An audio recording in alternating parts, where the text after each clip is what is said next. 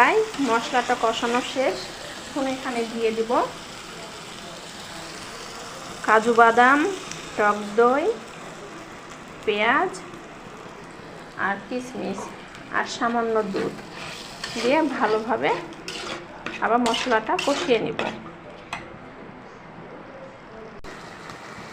এখন এখানে দিয়ে দিব হাফ চামচ পরিমাণ চিনি।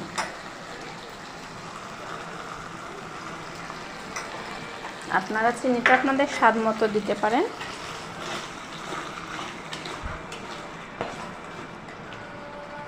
মশলাটা প্রায় কষানো শেষ। এখন এখানে আমি দিয়ে দিব মুরগির গোশত। আমি মুরগির গোশতটা একটু বড় বড় পিস করেছি,